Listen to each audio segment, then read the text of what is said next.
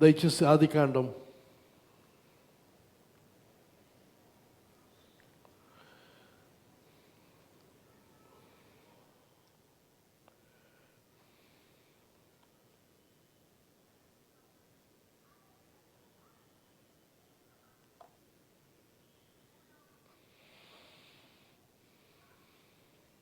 17 అధ్యాయం 1వ వచనం నుండి 8వ వచనం వరకు చదువుతాను నేను. అబ్రహాము 99 ఏండ్లవాడైనప్పుడు యెహోవా అతనికి ప్రత్యక్షమై, నేను సర్వశక్తిగల దేవుడను, నా సన్నిధిలో నడుచుచు నిందారహితుడై ఉండుము, నాకును నీకును మధ్య నా నిబంధనను నియమించి నిన్ను అత్యధికముగా అభివృద్ధి పొందించదనని అతనితో చెప్పాను. అబ్రహాము సాగిలపడి ఉండగా దేవుడు అతనితో మాట్లాడి, ఇదిగో నేను నియమించిన నిబంధన నీతో చేసి ఉన్నాను, నేను నియమించిన నా నిబంధన నీతో చేసి ఉన్నాను, నీవు అనేక జనములకు తండ్రి వగదువు, మరియు ఇక మీదట నీ పేరు అబ్రాము అనబడదు, నిన్ను అనేక జనములకు తండ్రిగా నియమించుతిని గనుక నీ పేరు అబ్రహాము అనబడను, నీకు అత్యధికముగా సంతానాభివృద్ధి కలుగజేసి నీలో నుండి జనములు వచ్చినట్లు నియమించుదును, రాజులను నీలో నుండి వచ్చేదరు, నేను నీకును నీ తర్వాత నీ సంతానమునకును దేవుడినై ఉండినట్లు నాకును నీకును నీ తర్వాత వారి తరములలో నీ సంతతికి మధ్య నా నిబంధన నిత్య నిబంధనగా స్థిరపరచదను, నీకును నీ తర్వాత నీ సంతతికి నీవు పరదేశమయ్యున్న దేశమును అనగా కనాను దేశం అంతటిని నిత్య స్వాస్థ్యముగా ఇచ్చి వారికి దేవుడై ఉందిరని అతనితో చెప్పాను. ఈ భాగం మనకు చాలా పరిచయమైన భాగం. ఈ సంవత్సరం యొక్క ఆఖరి ఆదివారం. ఇందులో నుండి మనకు కావలసిన కొన్ని ప్రాముఖ్యమైన విషయాలు మాట్లాడాలని ఆశిస్తూ ఉన్నాను. ఇక్కడ నేను చెప్పాలని ఆశిస్తున్న ప్రాముఖ్యమైన విషయం ఏదనగా, మన దేవుడు, మనం సేవిస్తున్న దేవుడు, the God who we serve, he is more than enough. ఆయన అవసరానికి మించినవాడు. మన తెలుగులో పాట ఉంది, చాలిన దేవుడు అని, ఆకుమర్తి డానియల్ గారు రాసిన పాట. అయితే ఈరోజు ఈ వాక్యాన్ని బట్టి మనం చూస్తే చాలిన దానికంటే కూడా ఇంకెక్కువ, చాలిన కంటే ఎక్కువ అయిన దేవుడు. ఇక్కడ ప్రాముఖ్యంగా ఈ 17 అధ్యాయాలు మనం చూస్తాము. దేవుడు ఇక్కడ తన యొక్క పేరు, ఒక క్రొత్త పేరు, ఇంతవరకు ఈ 16 అధ్యాయాల్లో లేని ఒక కొత్త పేరు దేవుడు ఇక్కడ అబ్రహాముకు మొట్టమొదటిసారిగా బయలుపరుచుకున్నాడు. అయితే పేర్ల గురించి ఆలోచించినప్పుడు ఒక ఫేమస్ కోట్ ఉంది. ఆ కోట్ ఏమిటంటే, వాట్స్ ఇన్ ఎ నేమ్, పేరులో ఏముంది? That which we call a rose by any other word would smell as sweet. మనం గులాబీ పువ్వు అని సంబోధించే ఆ పువ్వును ఇంక ఏ పేరు పెట్టి పిలిచినా ఆ సౌందర్యం, ఆ సువాసన అలాగే ఉంటుంది కదా. ఇక్కడికి పేరులో ఏముంది అని షేక్స్పియర్ రాసిన రోమియో జూలియట్ ఆ నాటకంలో 2వ భాగంలో జూలియట్ ఈ మాట అంటాది, వాట్స్ ఇన్ నేమ్, పేర్లు ఏముంది? ఆమె పైన తనలో తను అనుకున్నట్టుగా బయటకు అంటుంది, క్రింద నుండి రోమియో ఆ మాటలు వింటాడు. అది వారి సమస్య ఏమిటంటే, రోమియో జూలియట్ వారిద్దరు కూడా ఒకరినొకరు ప్రేమించుకున్నవారు. రోమియో ఒక కుటుంబానికి చెందాడు, జూలియట్ ఒక కుటుంబానికి చెందింది. అయితే జూలియట్ కుటుంబానికి రోమియో కుటుంబానికి మధ్య విరోధం ఉంది. అది విరోధం వల్ల కుటుంబం ఏదైనా పేరేది ఏమైనా సరే మా ఇద్దరి మధ్య ప్రేమ ఉందని వ్యక్తం చేస్తూ ఆ మాట తాను అంది. అది పేరులో ఏముంది అని ఒకవేళ మనం అనుకుంటాం. కొన్నిసార్లు పేర్లు పెట్టడానికి కూడా ఆలోచించరు చాలామంది. పేరు ఏముంది, ఏదో పేరు పిలిచేయచ్చులే అన్నట్టుగా. మరి దిలీప్ తన బిడ్డలకు పేర్లు పెట్టినప్పుడు ఆలోచించినప్పుడు డానీ పేరు జో, అది ఉండాలని పొట్టబట్టి తను పెట్టిన విధానం, తన యొక్క ఆలోచన, తలంపు, ఏదో ఒక ఉద్దేశం వెనకాల ఉంటుంది. బైబిల్లో మనం చూస్తే బైబిల్ క్యారెక్టర్స్ కానీ, బైబిల్లో ఉన్న వ్యక్తులకు కానీ, అలాగే దేవుని విషయం చూసినప్పుడు మనం ఒకవేళ ఈ ప్రశ్న పేరులో ఏముంది అని అంటే వారందరూ బైబిల్ మనకి ఇచ్చే జవాబు ఏదనగా ఎవ్రీథింగ్, పేరులోనే అంతా ఉంది. మన పేర్లు చాలా ప్రాముఖ్యం. ఏ పేరు పెడతామనేది, మనం ఎలా పేరు పెడతామో, ఏ ఆలోచనతో పెడతామో ఆలోచనే మన బిడ్డల జీవితంలో నెరవేరే పరిస్థితి ఉంటుంది. చూడొస్తారా ఆదికాండం 29వ అధ్యాయం. మీరు అక్కడ చూస్తే యాకోబుకు 11 మంది పిల్లలు పుడతారు. 2 భార్యల నుండి, 2 దాస్యుల నుండి, మొత్తం 4 నుండి. అయితే ప్రతి పేరు వెనుక ఆ తల్లి ఆలోచన మనం చూస్తాం. 29వ అధ్యాయం 31వ వచనం మనం చూస్తే, బ్రిటికలతో తిరిగి చదువుకోండి. లేయా ద్వేషింపబడిన యెహోవా చూచి ఆమె గర్భము తెరిచాను, రాహేలు గుడ్రాలై ఉండను. లేయా గర్భవతి కుమారుని కని, యెహోవా నా శ్రమను తీర్చున్నాడు గనుక నా పెనిమిటి నన్ను ప్రేమించను కదా అనుకుని అతనికి రూబేను అని పేరు పెట్టాను. మరలా గర్భవతి కుమారుని కలిగింది. తర్వాత అతనికి ఇతను కూడా నాకు దయచేసి అనుకొని యెహోవా విన్నాడు గనుక అతనికి షిమియోను, అలాగే ఇంకా నాకు ఇంకొకటి ఇవ్వాలని చెప్పి యోసేపు అని రాహేలు పెట్టిన సందర్భాలు మనం చూస్తాం. ఇక్కడికి పిల్లల పేరును చాలా ప్రాముఖ్యం. ఆలోచించాలి, ప్రార్థనాపూర్వకంగా పెట్టాలి. ఇంకా చెప్పాలంటే పిల్లలు పెడుతున్న పేరు ప్రవచనాత్మకం. వారికి ఏ పేరు పెడతామో వారి జీవితంలో అది ప్రవచనముగా నెరవేరుతారు. కొంతమంది పేర్లు తల్లిదండ్రులు చాలా తెలివి తక్కువగా, ఆలోచన లేకుండా 2-3 కలిపి పెడతా ఉంటారు. 2 అంటే కలిపి పెట్టడం తప్పలేదు, కానీ ఇటు క్రైస్తవ్యాన్ని, హిందూయిజాన్ని, తర్వాత ఇంకా నాస్తికత్వాన్ని కలిపేసి పెడతారు కొంతమంది. మన షేక్ శ్రీనివాసరావు గారు ముస్లిము, క్రిస్టియను, తిమోతి, ఈ 3 పేర్లు శ్రీనివాసరావు గారికి ఉన్నట్టుగా. అంటే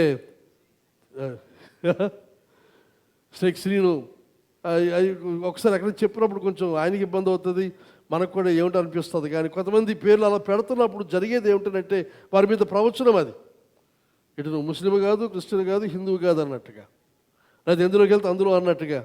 అది పొరపాటు. అంటే ముందుగా ఆలోచించిన సడన్గా వచ్చేసింది మాట. షేక్ శ్రీనివాస్ రావు గారు కుటుంబం క్షమించండి, కావాలని చేయలేదు, అనుకోకుండా వచ్చింది. సరే, ఇంకా చూస్తే బైబిల్లో పేర్లు, యాకోబు దేవునితో పెనిగిలాడిన తర్వాత దేవుడు యాకోబు పేరు మార్చాడు. అలాగే పేతురును మొట్టమొదటిసారిగా ప్రభు కలిసినప్పుడు యోహాను సువార్త మనం చూస్తాం, నువ్వు సీమోను కాదు, నీ పేతురు, నువ్వు రెల్లువు కాదు, రాయివని సంబోధన. అలాగే పిల్లలు పుట్టకముందు కూడా, ఎవరు ఇష్మాయేలు పుట్టకముందు దేవుడు తెలియజేస్తాడు, దేవుడు విన్నాడు, గాడ్ హర్డ్, కనుక ఇష్మాయేలు పేరు పెట్టు. అలా యేసు ప్రభు జన్మము ముందు కూడా యేసు అని పేరు పెట్టు, ఇమ్మానుయేలు అని పేరు పెట్టు అనే విషయాలు మనం చూస్తూ ఉన్నాం. కనుక ఈ సందర్భంగా ఒకసారి తల్లిదండ్రులకు, కుటుంబాలకు మనవి చేస్తున్నాను, మన పేర్లు పెడుతున్నప్పుడు ఆలోచించాలి, ప్రార్థించాలి, ఆలోచన పురి పెడదాం. అదే వారి జీవితంలో ప్రవచనముగా ఫలిస్తుంది అనే సంగతిని గ్రహించవలసి మనవి చేస్తున్నాను. కొన్నిసార్లు మన పరిస్థితులు తేడాగా ఉన్నప్పుడు ఒకసారి మన పేరులో తేడా గమనించి దాన్ని మార్చుకోవాలి. చాలామంది సంఖ్యాశాస్త్రమో లేకపోతే ఏదో వాస్తు దీన్ని అనుసరించి చేస్తుంటారు, కానీ అది దాని గురించి కానీ చెబుతున్నది మన పేర్లు చాలా ప్రాముఖ్యమైన సంగతిని మనవి చేస్తూ ఉన్నాను. అయితే ఇక్కడ దేవుని యొక్క పేరు, God reveals his name, a new name. ఆ క్రొత్త పేరు ఏదనగా ఇది అంటున్నాడు, సర్వశక్తిగల దేవుడను. అబ్రహాము 99 ఏండ్ల వాడైనప్పుడు యెహోవా అతనికి ప్రత్యక్షమై నేను సర్వశక్తిగల దేవుడను. అక్కడ ఉపయోగించబడిన పదం ఏదనగా ఎల్ షడాయ్, సర్వశక్తి కలిగిన దేవుడను, ఎల్ షడాయ్. ఇక ఈ పేరులో ప్రాముఖ్యమైన విషయం ఏదనగా స్ట్రెస్ దేని మీద ఉందంటే హిజ్ ఆమ్నిపోటెన్స్, ఆయన సర్వశక్తి మీద. సర్వశక్తివంతుడు, ఆయనకు అసాధ్యమైన కార్యం ఏది కూడా లేదు. ఆయన అబ్రహాంతో మాట్లాడుతూ ఉన్నాడు. నాకు ప్రాముఖ్యంగా ఈ వాక్య భాగంలో నన్ను ఎక్కువగా ఆకర్షించింది, కట్టిపడేసింది ఈ వయస్సు. అబ్రహాము 99 ఏండ్ల వాడైనప్పుడు యెహోవా అతనికి ప్రత్యక్షమై 99 సంవత్సరాల వయస్సులో దేవుడు అబ్రహాముని దర్శిస్తూ ఉన్నాడు, మాట్లాడుతూ ఉన్నాడు. ఇంతకాలము ఎందుకు ఆగాడు? ఈ పేరు, ఈ గొప్ప నామాన్ని ఎందుకు బయలుపరచలేదు? తర్వాత మనకు అర్థమవుతుంది. ఈ ముందు అధ్యాయంలో మనం చూస్తే, ముఖ్యంగా 15 అధ్యాయం అనుకుంటున్నాడు చూస్తే, దేవుడు ఒక ఒడంబడిక, ఒక అగ్రిమెంట్, ఒక రిజిస్ట్రేషన్ లాంటిది చేశాడు అబ్రహాముతో. సొదొమ గొమొరాలు, సొదొమలో తన బంధువైన లోతు అతను రక్షించి విడిపించి తీసుకొచ్చిన తర్వాత దేవుడు తనతో దర్శించి మాట్లాడుతున్నప్పుడు, నువ్వు నాకు ఏమి ఇచ్చిన ఏమని అన్న తరువాత, దేవుడు నన్ను ఆశీర్వదిస్తాను, అనేక జన్మగా చేస్తానని చెప్పి వాగ్దానం చేస్తాడు. వాగ్దానం చేసి నిబంధన చేస్తాడు ఆయన. కానీ ఇక్కడ 17వ అధ్యాయానికి వచ్చే సమయానికి అంటాడు, ఇంతకుముందు చేసిన నిబంధనను మరొకసారి జ్ఞాపకం చేస్తూ, నేను సర్వశక్తి కలిగిన దేవుడను అని తన యొక్క పేరుని ఇక్కడ ప్రత్యక్షపరుస్తూ ఉన్నాడు.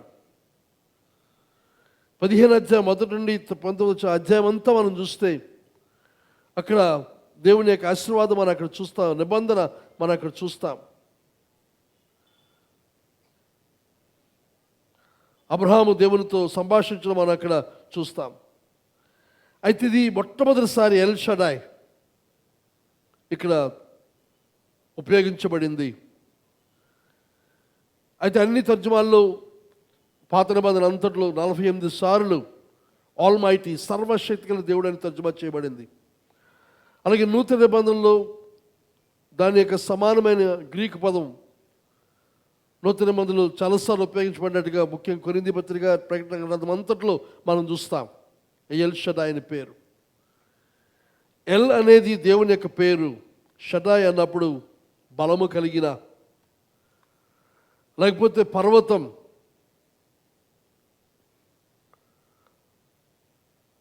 లేకపోతే ఛాతి అనే పరిస్థితి చూస్తూ ఉన్నాం. భూమి మీద పర్వతాలు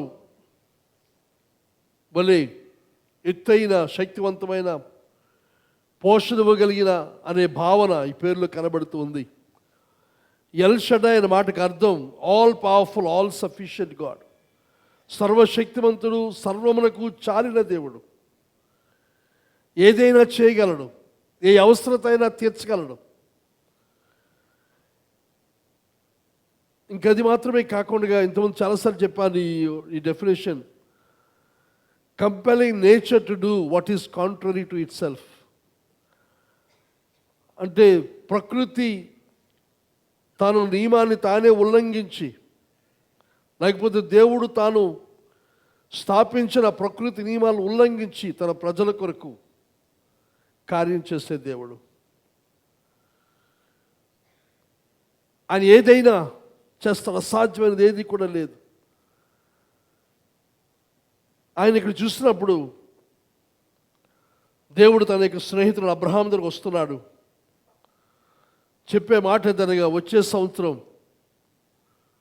నీ భార్య అయిన శారా నీ కుమారుని కంటుంది. ఇక్కడ అబ్రహామునకు అది జరిగే ముందు చెబుతా ఉన్నాడు, నేను సర్వశక్తి గల దేవుడాను, నేను సర్వశక్తి కలిగిన దేవుడు, సమస్తమునకు చాలిన వాడను, నాకు అసాధ్యమైనది ఏదీ లేదు అనే మాట ఆ జరగబోయేదానికి ముందుగా అబ్రహాము దేవుడు తెలియజేస్తున్నాడు. ఇక ఈ 17 అధ్యాయంలో మనం చూస్తే 12 సార్లు దేవుడు నేను చేస్తాను, ఐ విల్, నేను చేస్తాను అని అబ్రహాము చెప్పడం, అబ్రహాముతో దేవుడు అనడం, ఈ 17 అధ్యాయం అంతట్లో మనం చూస్తాం. అబ్రహాం ఇంతకుముందు చెప్పాను, లోతు కనుపబడినప్పుడు, లేకపోతే బంధించబడి 4 రాజులు వారితో యుద్ధం చేస్తున్న కాలంలో దేవుడు అబ్రహామునికి ఇచ్చిన వాగ్దానం ఏదనగా, నేను నీకు డాలునై ఉన్నాను. 15 అధ్యాయులు మనం చూస్తాం మాటలు. ఆ తర్వాత నా తర్వాత సంగతి ఏమిటి, ఎలియాజరైనా నాకు వారసుడు కావాలన్నప్పుడు నీకు అత్యధికమైన బహుమానం నేను ఇస్తానని చెప్పి అక్కడ వాగ్దానం చేస్తాడు. అయితే ఇప్పుడు ఈ పరిస్థితి మనం చూస్తున్నప్పుడు అబ్రహాము 99 సంవత్సరాల వయసు గలవాడు. వారిద్దరు పరిస్థితి ఎలాగుందనంటే చావడానికి సిద్ధమైన పరిస్థితి. Were as good as dead. మరణించిన వారితో సమానమైన స్థితిలో వారు ఉన్నారు. అలాంటి వారికి, మరణావస్థలో ఉన్నవారు, ఇక వృద్ధాప్యమందు ఉన్నవారు 99 సంవత్సరాల వయస్సులో ఉంటుండగా, ఆ వయస్సులకు అబ్రహాముకున్న పరిస్థితి ఏదనగా మరికేమీ లేదు, అయిపోయింది, నేను చేయగలిగింది ఏమీ లేదు అనే భావనలో తను ఉండి ఉంటాడు. ఏదో మామూలుగా యథాలాపంగా తన జీవితాన్ని కొనసాగిస్తున్న పరిస్థితి మనం చూడవచ్చు. కానీ ఆ వయస్సులో ఉన్న వ్యక్తితో తను చెబుతున్న మాట ఏదనగా, నేను సర్వశక్తి గల దేవుడాను, నేను మీకు చాలిన దానికంటే ఎక్కువైన దేవుడాను, మీలో అవసరమైన సంతాన ఉత్పత్తికి అవసరమైన అద్భుతాన్ని జరిగించగల దేవుడాను అని తాను ఇక్కడ సంబోధించడం మనం చూస్తూ ఉన్నాం. అబ్రహామునకు ఈ వాగ్దానం ఆదికాండం 12 అధ్యాయంలో మనం చూస్తాం. అబ్రహాము కల్దీలు ఊర్లో ఉంటుండగా పిలిచాడు దేవుడు. పిలిచినప్పుడు అబ్రహాము ఆ దేవుని యొక్క పిలుపునకు లోబడి అని బయలుదేరాడు. హెబ్రీ మనం చూస్తాం, ఎక్కడికి వెళ్ళాలో తను తెలియకపోయినప్పటికీ దేవుని మాట యందు విశ్వాసం ఉంచి అబ్రహాము బయలుదేరాడు. నువ్వు దేవుని యందు విశ్వాసం ఉంచినవాడు అబ్రహాము. పిలవగానే బయలుదేరి వచ్చిన సంగతి మనం ఇక్కడ చూస్తూ ఉన్నాం. అయితే 12 అధ్యాయంలో దేవుడు తను చేస్తున్న వాగ్దానం మనం చూస్తే, మొట్టమొదటి వాగ్దానంలో ఇనుబడిన విషయాలు చూద్దాం. యెహోవా, నీవు లేచి నీ దేశం నుండి, నీ బంధువు యొద్ద నుండి, నీ తండ్రి ఇంటి నుండి బయలుదేరి నేను నీకు చూపించే దేశంలోకి వెళ్ళము. మొదటి వాగ్దానం, నిన్ను గొప్ప జనముగా చేస్తాను, నిన్ను ఆశీర్వదిస్తాను, నీ నామమును గొప్ప చేయుదును, నీవు ఆశీర్వాదముగా ఉందువు, నిన్ను గొప్ప జనముగా చేస్తాను అని చెప్పి ఇక్కడ దేవుడు వాగ్దానం చేసి బయలుదేరదీశాడు.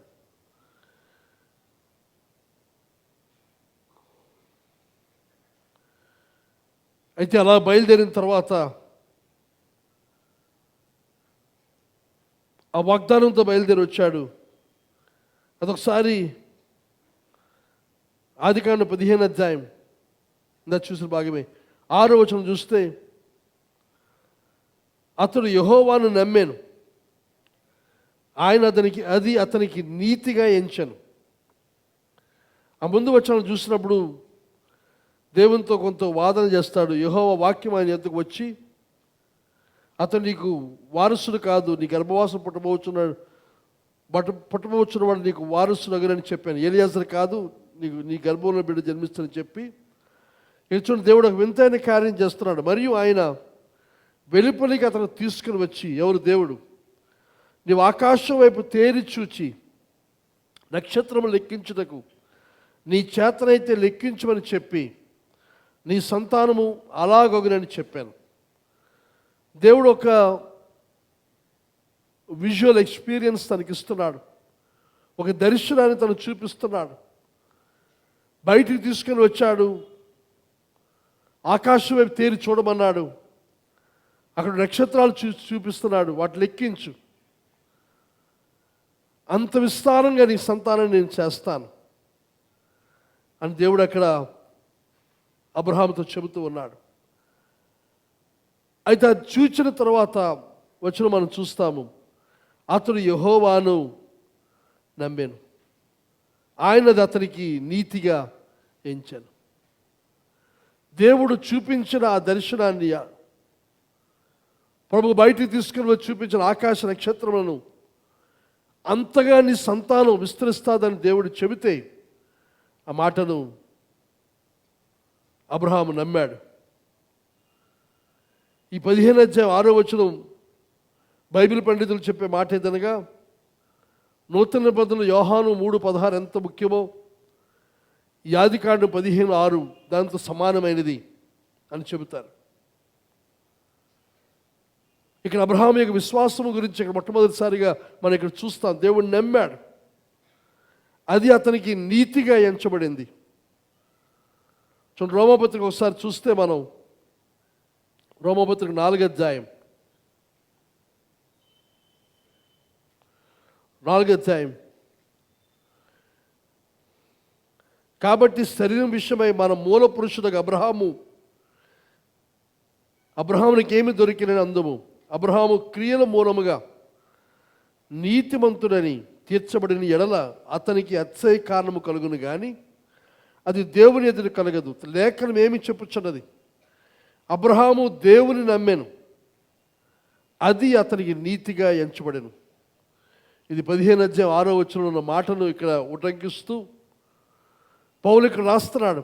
అబ్రహాము దేవుని నమ్మాడు, అది అతనికి నీతిగా ఎంచబడింది. ఆ తర్వాత వాదన పౌలు చేస్తున్నాడు, పని చేయవానికి జీతం రుణమే కానీ దానమని ఎంచబడదు.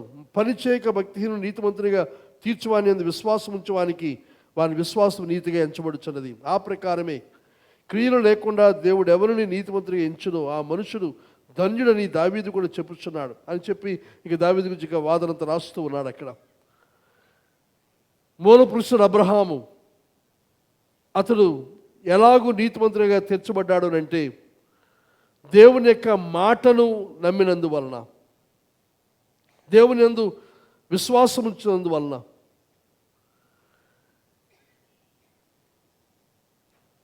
ఇప్పుడు విశ్వాసం, బిలీవింగ్, నమ్మడం అని మనం చూస్తే ఆ మాట యొక్క అర్థం మనం గమనిస్తే, to lean your whole weight upon, నీ బరువంతా కూడా దాని మీద పెట్టి దాని మీద ఆధారపడ్డాం అని ఇక్కడ అబ్రహాము చేసింది. దేవుడు చూపించిన ఆ నక్షత్రములను చూచి ఇంతగా ఒక వింతైన విషయం మనం గమనించాలి. అంతవరకు సంతానం లేరు, ఒక్కడ కూడా లేడు, కానీ నక్షత్రములంత విస్తారముగా నీ సంతానం వృద్ధి చెందుతుందని చెప్పినప్పుడు అబ్రహాము నమ్మాడు. ఇక్కడ 4వ అధ్యాయంలో రోమాపత్రికలో చెబుతున్న విషయం ఏదనగా, మనం నమ్మడం ద్వారా, విశ్వసించడం ద్వారా మనం నీతిమంతులుగా తీర్చబడతాం. ఇక్కడ నీతిమంతులుగా తీర్చబడ్డం అని చూసినప్పుడు righteousness, NITI, right standing with God, దేవునితో నీతి అయిన స్థానంలో మనం ఉండాలి, దేవునితో సరైన స్థానంలో స్థితిలో నిలబడాలి అని అంటే దేవుని మాట యందు విశ్వాసం ఉంచితేనే మన సరైన స్థితిలో ఆయనతో నిలబడతాం. మన క్రియల వల్ల కాదు, మన దాన ధర్మాల వల్ల కాదు, ఉపవాసాల వల్ల కాదు, ప్రార్థనల వల్ల కాదు. ఇంకా దేవుని నామం పేరిట ఏవేవో చేస్తాం కాబట్టి, కొన్నిసార్లు కొంతమంది ప్రార్థన చేస్తున్నారు, ప్రభువా ఇంత చేస్తారు కాబట్టి నువ్వు కనికరించి, అది కాదండి. మనం చేసిన దాన్ని దేన్ని కూడా ఆయన దగ్గర తీసుకుని వెళ్ళి, ప్రభువా ఇలా చేస్తాం కాబట్టి నువ్వు మా చేయాలనే మాట దేవుని ఎదుటది సరైనది కాదు. దేవుని ఎదుట మనం వెళ్ళవలసిన రీతి విధానం ఏదనగా, ప్రభువా మేము నిష్ప్రయోజకులమైన పాదదాసులం, మేము చేయవలసిందే మేము చేశాం, ఇప్పుడు ఈ సహాయాన్ని కోరుతున్నది నీ కృప, నీ ఆశీర్వాదం, నీ సహాయం, నీ ఇచ్చిన వాగ్దానం, దాన్ని అనుసరించే మీదకు వస్తూ ఉన్నాం తప్ప మా క్రియల వల్ల, లేకపోతే మేమేదో చేసి సంపాదించి ఒక క్రెడిట్ తీసుకొని వచ్చి ఇదిగో ఇది ఉంది కాబట్టి మాకు ఇది చేయి అని అడిగే అర్హత మనకి ఎంత మాత్రం కూడా లేదు. దయచేసి ఆ ప్రార్థనలు అలాంటివి ఆలోచనతో ఇంత చేస్తాం కదా దేవుడు ఎందుకు చేయడు అది లేదండి.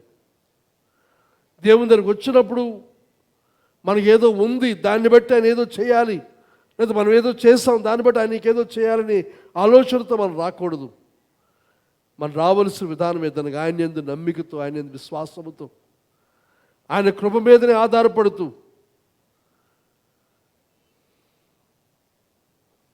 ఆయన యొక్క వాగ్దానములను మనం నమ్ముతూ మన ఆయన దగ్గర రావాలి. వాగ్దానాలు అనేవి మనం నమ్మకపోతే, వాగ్దానాన్ని అనుసరించి మనం ప్రవర్తించకపోతే ఆ వాగ్దానం వల్ల ప్రయోజనము లేదు. చాలాసార్లు వాగ్దానాలు మనం పట్టుకుంటాం. సంవత్సరాంతం వస్తుంది, రేపు దినమందు జనవరి 1 వాగ్దానం వాగ్దానం వాగ్దానం.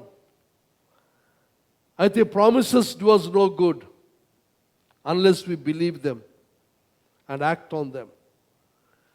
వాగ్దానాలు ఎప్పుడు మనకి మేలు చేస్తాయంటే ఊరికినే వాగ్దానం పట్టుకొని ఆనందించడం కాక ఆ వాగ్దానాన్ని మనం నమ్మాలి, విశ్వసించాలి. దాని మీద మనం సంపూర్తైన ఆధారం మనం పెట్టుకోవాలి. ఆ వాగ్దానాన్ని అనుసరించి మనం ప్రవర్తించాలి. ఇదే 4వ అధ్యాయంలో రాస్తాడు అపొస్తలుడైన పౌలు, నిన్ను 18 నిన్ను అనేక జనములకు తండ్రిగా నియమించుతానని వ్రాయబడి ఉన్నది. నీ సంతానం ఇలాగ ఉండినని చెప్పిన దాన్ని బట్టి తాను అనేక జనములకు తండ్రి అగినట్లు నిరీక్షణకు ఆధారము లేనప్పుడు అతను నిరీక్షణ కలిగి నమ్మాను. మనకు నిరీక్షణకు ఆధారం కావాలి. అది ఉంటే మన విశ్వాసం బాగుంటుంది. కానీ విశ్వాసం అనేది ఎప్పుడు అని అంటే నిరీక్షణకు ఆధారం లేనప్పుడు, హోప్కి ఏమాత్రం అవకాశం లేని పరిస్థితులు, అది ఉన్నప్పుడు 99 సంవత్సరాల వయస్సు, నిరీక్షణకు ఆధారం లేనప్పుడు అబ్రహాము నిరీక్షణ కలిగి నమ్మాను అని చెప్పి తర్వాత అతను విశ్వాసమునందు బలహీనుడు కాక రమారమి 100 ఏళ్ల వయసు గలవాడై ఉండి అప్పటికి తన శరీరం మృతతుల్యమైనట్టు శారా గర్భమును మృతతుల్యమైనట్టు ఆలోచించను కానీ అవిశ్వాసం వల్ల దేవుని వాగ్దానం గురించి సందేహింపక దేవుని మహిమపరిచి ఆయన వాగ్దానం చేస్తూ దాన్ని నెరవేర్చుటకు సమర్థులని రూఢిగా విశ్వసించి విశ్వాసం వల్ల బలమునొందెను. అందుచేత అది అతనికి నీతిగా ఎంచబడెను. నమ్మాడు 99 సంవత్సరాల వయసులో. ప్రభు ఈ వయసులో ఏమిటి? ఈ ఆదికాండం 17వ అధ్యాయంలోనే ఒక చోట మనం చూస్తాం. 17వ అధ్యాయంలో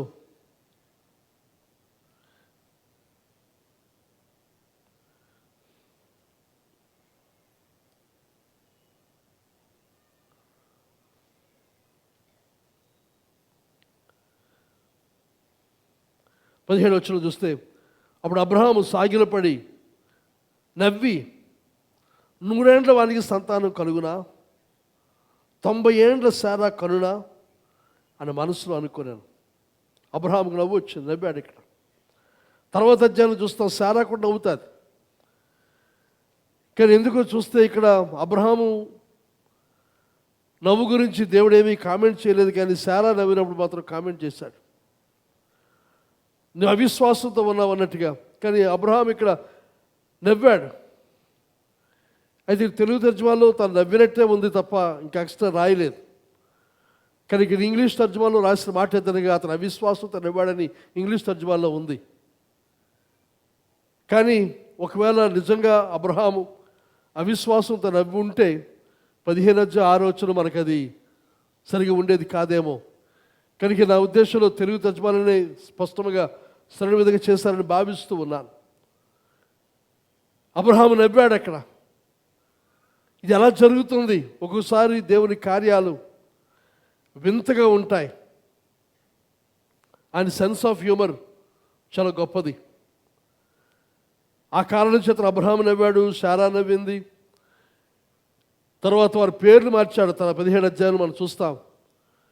అబ్రహామును అనేక జనాంగములకు తండ్రి అని అందరూ పిలుస్తూ ఉంటే నా పేరును మార్చుకున్నారా, దేవుడు మార్చాడు నా పేరు అబ్రహాము కాదు అబ్రహాము అన్నప్పుడు భక్తి పిచ్చి ముదిరింది, పేర్లు మార్చేసుకుంటున్నాడు. ఎవరూ లేరు, ఒక్కడు కూడా లేడు. అలాంటి పరిస్థితులు అనేక జనాంగులు తండ్రి ఎలా చెప్పుకుంటారు అన్నప్పుడు విన్నవారందరూ నవ్వి ఉంటారు. కనుక దేవుడు ఇస్సాకు జన్మించగానే ఆయన పెట్టిన పేరు, దేవుడు చెప్పాడు ఈ పేరు పెట్టు. ఏమిటా పేరు? నవ్వు అని పెట్టు. నవ్వు అంటే ఇస్సాకు.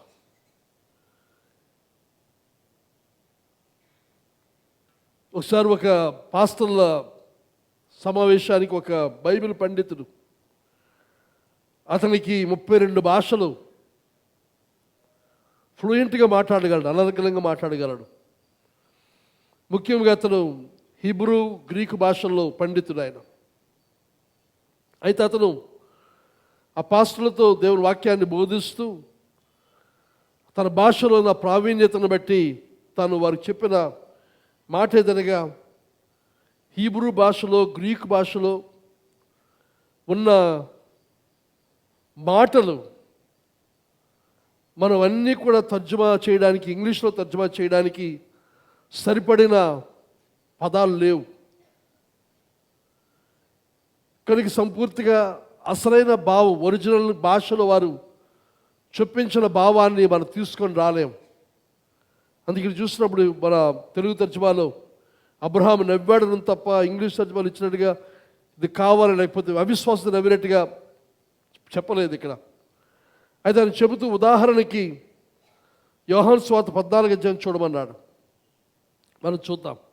యోహాను సువార్త 14 అధ్యాయం.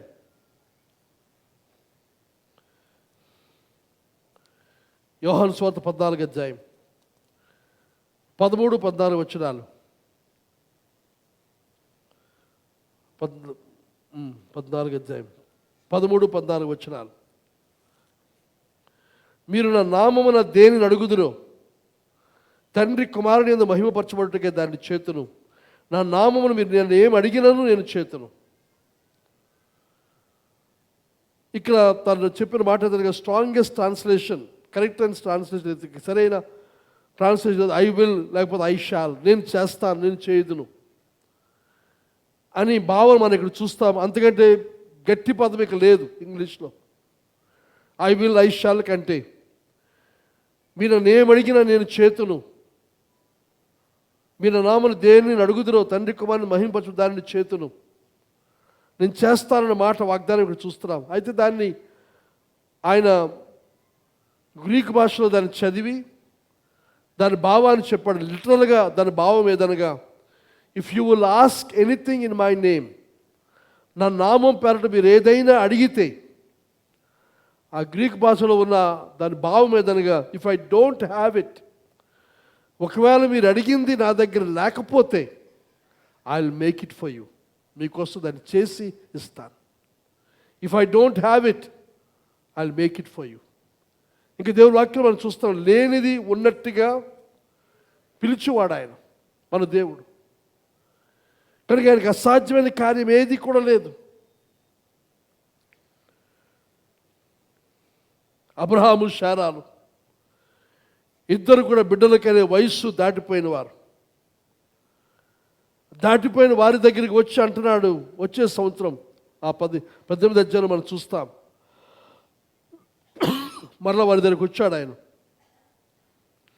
వచ్చి వారికి వచ్చే సంవత్సరం ఈ సమయానికి 17 అధ్యాయం మనం చూసినట్టు 99 సంవత్సరం వయసులో వచ్చాడు. తర్వాత అధ్యాయం చూసేసరికి వచ్చే సంవత్సరం ఈ సమయం మరలా అదే సంవత్సరం అందు అని మనం భావించవచ్చు. అయితే ఇక్కడ గమనిస్తే 17 అధ్యాయులు ప్రభు ఆయనతో మాట్లాడడం 16 సంవత్సరాల తర్వాత దేవుడు మాట్లాడుతున్నాడు.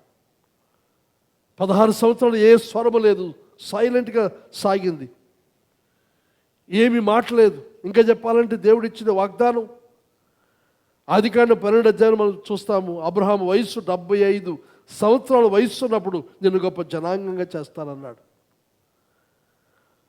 25 సంవత్సరాల క్రితమే ఈ వాగ్దానం ఉంది, కానీ ఇన్ని సంవత్సరాలు జరిగిపోయాయి,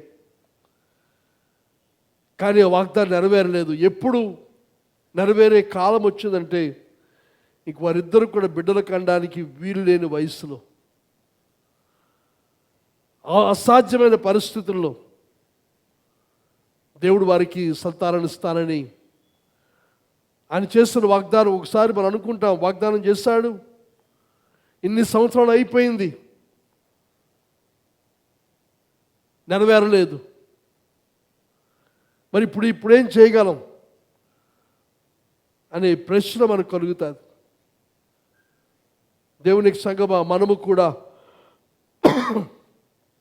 చాలా సంవత్సరాలుగా, 25 కంటే ఎక్కువ సంవత్సరాలుగా ప్రభు ఇచ్చిన దర్శనాన్ని పట్టుకొని మనం పరిగెడుతున్నాం, వెళుతూ ఉన్నాం. అయితే కాలం చాలా గడిచిపోయింది, మనం చూడటం లేదు. ఒకవేళ దేవుని చిత్తం మారిపోయిందా? నాకు చాలాసార్లు ఆ ప్రశ్న కలిగింది. చాలాసార్లు దేవుని సన్నిధిలో ఉపవాసం ప్రార్థన చేస్తున్న సమయంలో చేసే ప్రార్థన ఏదైనా, lord have I missed you, ఒకవేళ నీ చిత్తంలో నేను తప్పిపోయానా అని చాలాసార్లు ప్రార్థన చేశాను.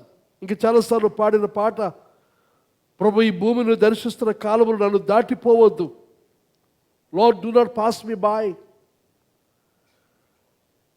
అని చాలాసార్లు అడిగాను. కానీ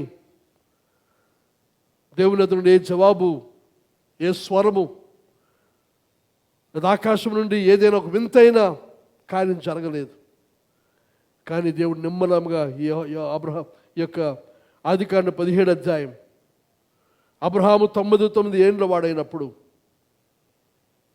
యెహోవా అతను ప్రత్యక్షమై, నేను సర్వశక్తి గల దేవుడను, నేను సర్వశక్తి గల దేవుడను అని తన యొక్క పేరు ఇదే మొట్టమొదటిసారిగా దేవుడు ఇక్కడ బయలుపరుచుకున్నాడు. నేను చేస్తాను, నీకు శక్తి ఉన్నంతకాలము జరగలేదు, శారా వయసులో ఉన్నప్పుడు జరగలేదు. ఇద్దరు వృద్ధులు అయిపోయిన రోమాపతి 4వ అధ్యాయం చూసాం, మృతతుల్యం అయిపోయాను, ఇక అసాధ్యం, ఇక జరగదు అనుకునే పరిస్థితుల్లో ఈ దినమందు దేవుడు మనందరితో ప్రవచనాత్మకంగా చెబుతున్న మాట ఏదనగా, నేను సర్వశక్తి గల దేవుడను, నేను ఎల్ షడ్డాయ్, నేను వాగ్దానం చేస్తుంది మర్చిపోలేదు. లేకపోతే వాగ్దానాన్ని నేను వదిలి, సరే వీరి వల్ల కాదులే, వీరు చేయలేరులే అని మీకు బదులుగా వేరే ఒకరిని, ఇంకా యవనస్తులు ఎవరిని ఉంటే, అబ్రహాము శారాలు వృద్ధులైపోయారు కాబట్టి ఇంకా అక్కడ 17 అధ్యాయంలో అబ్రహాము వేడుకుంటాడు. 15 ఈ భాగంలో, ప్రభు ఇష్మాయిల్ ఉన్నాడు కదా, తను నువ్వు తీసుకో, తన ద్వారా వాడు నా కుమారుడే. కానీ దేవుడు చెప్పిన మాట ఇష్మాయిల్ కాదు, శారా గర్భం అంతే. దేవునికి ఎందుకు కొన్ని నియమాలు, కొన్ని ఫిక్స్డ్ విషయాలు ఉంటాయి, వాటి ఎంత మాత్రం కూడా పక్కకు తప్పుకోడు. మనం చాలాసార్లు దేవుని సలహాలు చెబుతాం, ప్రభు ఇలాగైతే బాగుంటుంది కదా అని. కానీ దేవుడు ఆ సలహాలు ఏమీ కూడా పరిగణలో తీసుకుని దాన్ని అనుసరించి ఆయన ప్లాన్ మార్చుకునే దేవుడు కాదు. మనతో ఆలోచిస్తాడు నిజమే, కాదన్న, కానీ ఆయనకు చిత్తముగా ఒక విరుద్ధమైన మన యొక్క ఆలోచన. చాలాసార్లు మనం వేరే ప్లాన్ చెబుతూ ఉన్నప్పుడు, ఇక్కడ అబ్రహాము దేవునికి ప్రభా ఇష్మాయేలు అని ఎందుకు చెప్తున్నాడంటే, ప్రభా అప్పుడే కనీసం హాగర్ ద్వారా ఇష్మాయేలుని కన్నాను, నా కుమారుడే. కనుక మరొకసారి మరలా మేము భార్యాభర్తలుగా జీవించి మళ్ళీ బిడ్డలు కనడం అనేది ఈ వృద్ధాప్యములో సాధ్యమా, అవసరమా? కనుక ఇది ఎలాగూ జరిగింది కాబట్టి ప్రభు దాన్ని క్షమించి, ఇది ఇష్మాయేలును చూసుకో అన్నప్పుడు ఇష్మాయేలు కూడా ఆశీర్వదిస్తాను నీ కుమారుడు కాబట్టి. కానీ నా వాగ్దానము, నేను చెప్పింది సారా ద్వారానే. ముఖ్యంగా వాగ్దానం మనం చూసినప్పుడు అక్కడ అబ్రహామునికి మాత్రమే సరిపోయేది కాదు, మనందరికీ కూడా, ముఖ్యంగా ఈ ఆఖరి దినాలు జీవిస్తున్న మనకి కూడా వర్తించే ఆ వాగ్దానము. దేవుని కుమారుడైన క్రీస్తు అబ్రహాం సంతానంలో నుండి రావడం. పోయిన వారం మనం చూసాం వంశావళిలో, అబ్రహాము నుండి వంశావళి మత్తయి సువార్తలో మనం చూసాం పోయిన వారం. కనుక అబ్రహాములో నుండి తన కుమారుడైన క్రీస్తు ఆయన వచ్చి ధర్మశాస్త్రం నెరవేర్చే విషయాలు మనం పత్రికలో మనం చూస్తాం. కనుక దేవుడు ఇక్కడ వాగ్దానం చేస్తున్నాడు, నేను సర్వశక్తి గల దేవుడను. దేవుడు మనతో నడిపించే విధానం ఇది, మాట్లాడే విధానం ఇది. కొన్నిసార్లు మనం చాలామంది ప్రవచనాల గురించి, దేవుడి మాటల గురించి తప్పుగా అర్థం చేసుకుంటాం. కొంతమందికి భావన ఎదురుగా దేవుడు నన్ను దర్శించాడు మాట్లాడాలన్నప్పుడు నాకు వింత అనిపిస్తుంది. ఎలా మాట్లాడాడు, ఎప్పుడు మాట్లాడాడు, ఇలా చేయబెడతా ఉంటా విని అప్పుడే ఏదో దేవుడు మాట్లాడుతున్నట్టుగా వింటున్నట్టుగా. మరి దానికి కవరింగ్ భాషలు మాట్లాడేసి ఏదో అన్య భాషలో దేవునితో సంబోధిస్తున్నప్పుడు, భాషలో దేవుడు ఆయనతో మాట్లాడుతున్నప్పుడు దాని తర్జుమా తెలుగులో అనువాదం చేస్తున్నట్టు.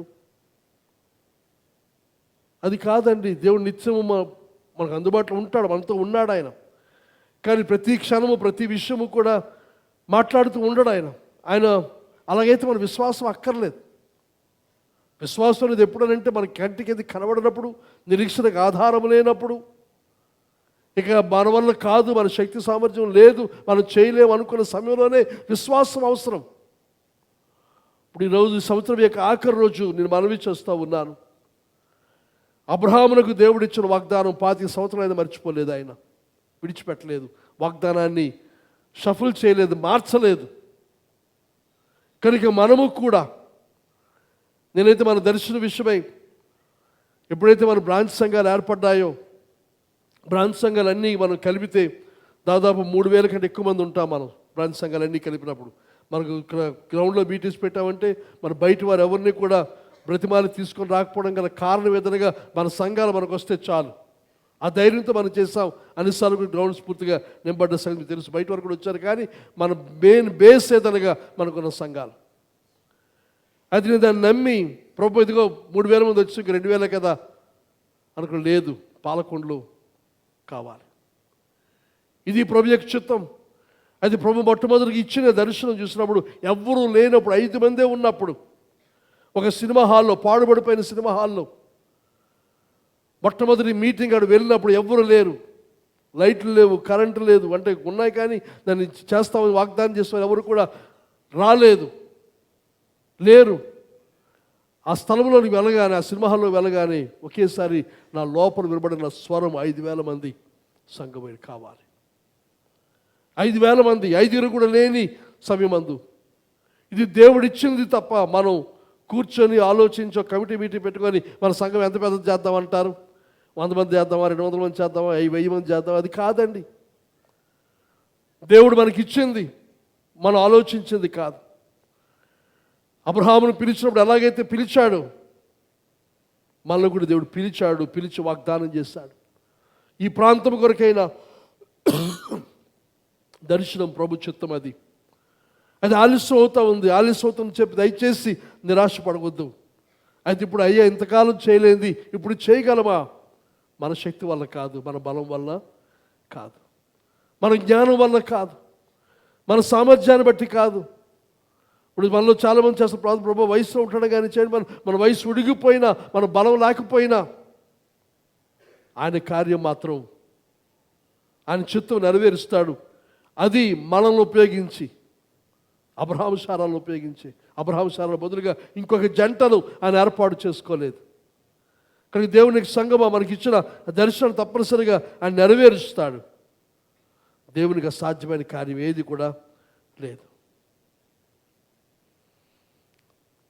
దాదాపు 16 సంవత్సరాల తర్వాత దేవుడు మరలా అబ్రహాముని దర్శించి అంటున్నాడు, 99 సంవత్సరాల వయస్సులో నేను సర్వశక్తి గల దేవుడను అని చెప్పి, నా సన్నిధిలో నడుచుచు నిందారహితుడవై ఉండము.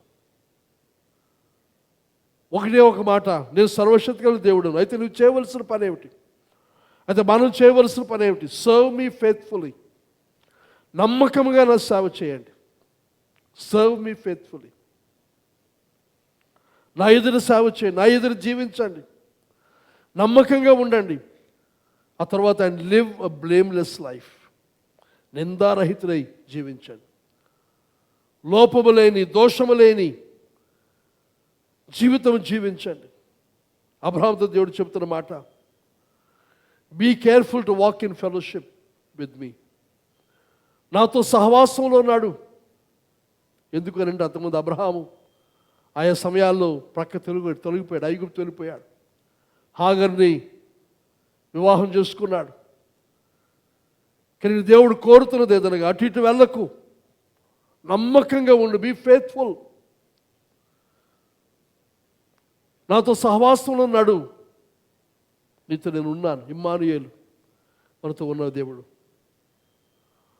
నా చిత్తాన్ని నెరవేర్చడానికి నేను సంపూర్తిగా సమర్పించుకో, నిన్ను డెడికేట్ చేసుకో. ఇక్కడున్న ఈ హెచ్చరికలు కండిషన్స్ కాదు, ఇవి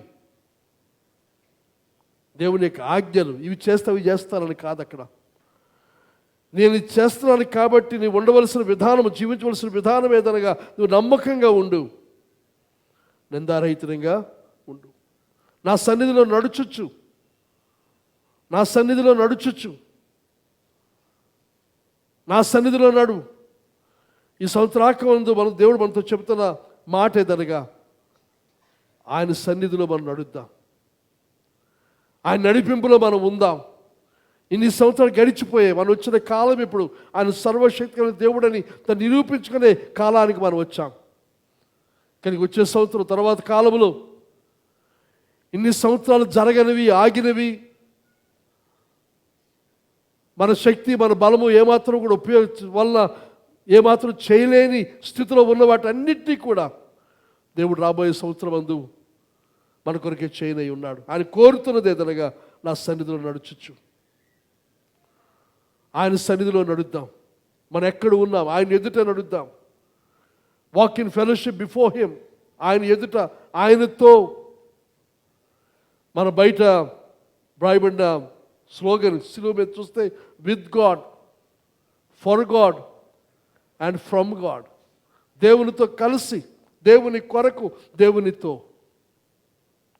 దేవునితోనే మనం నడుద్దాం. ఆయన సన్నిధిలో మనం ఉందాం. ఆ సన్నిధికి ఇటు వెళ్ళిపోవద్దు. మన సొంత మార్గాలు, సొంత ఆలోచనలు,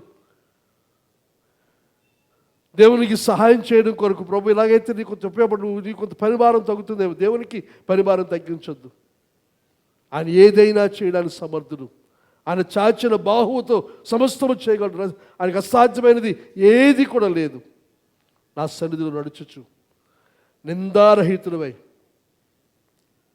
serve me faithfully, walk before me faithfully and live a blameless life. నిందారహితుడవై. ఇవి మనం చేస్తే దేవుడు తన కార్యాన్ని చేయడానికి సిద్ధంగా ఉన్నాడు. ఆయన సిద్ధంగా ఉన్న ఈ సమయంలో మనం దయచేసి ఎవ్వరము కూడా అవిశ్వాసపు మాటలు, ఆలోచనలు ఆయన ఎదురు తీసుకొని వస్తే, అవి మనం నోటితో వచ్చిస్తే జాగ్రత్త. మన నోటి మాట చాలా ప్రాముఖ్యం. మన నోటి మాట, మన హృదయ ధ్యానము దేవుని దృష్టికి అంగీకారంగా ఉండాలి. కానీ దయచేసి ఈ వాక్యాన్ని అనుసరించి ఎక్కువ మాట్లాడలేదు నేను.